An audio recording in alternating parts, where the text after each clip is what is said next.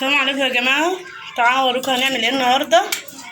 دي مكرونه سلقاها حطها في الخلاط، ودي نشا، ده سكر، ده لبن، دي سمنه، شويه زيت هنحطهم عليها. تعالوا بقى نضيف المقادير مع بعض.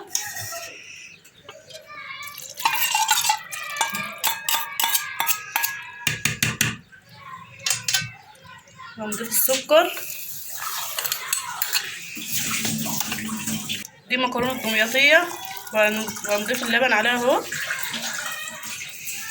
هنحط شويه زيت عليها برضك واحنا بنضربها في الخلاط، ماشي، ومعلقه سمنه صغيره. ركزوا يا بنات، معلقه سمنه. هذا كيس الفانيليا ده يا يلا. هنحط عليها بقى كيس فانيليا عشان تدي لها نكهه وريحه حلوه.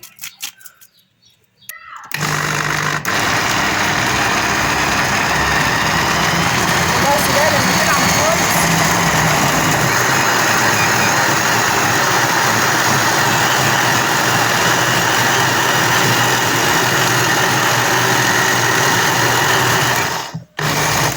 تسيبها، لما تنعم معاكي خالص متسيبيش فيها اي كلاكيع خالص فيها.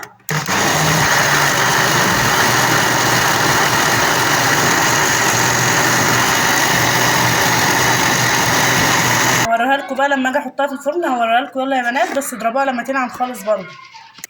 احنا دهنا الصينيه شويه زيت على سمنه اهو يا بنات. شوفوا القوام بتاعه المكرونه،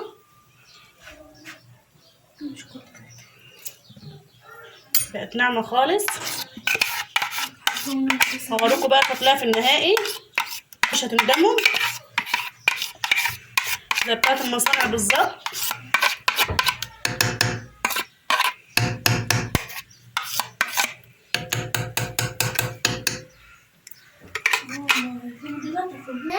هو دي بقى وهي في الفرن ولسه في طاجن، لما نحطها هوريهولكم.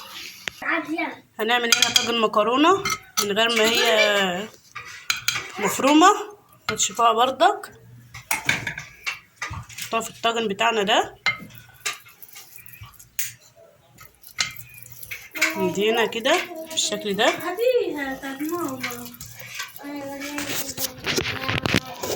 كده قوي تطلع معاكي جميله برضك، اللي حابب دي واللي حابب التانية عادي.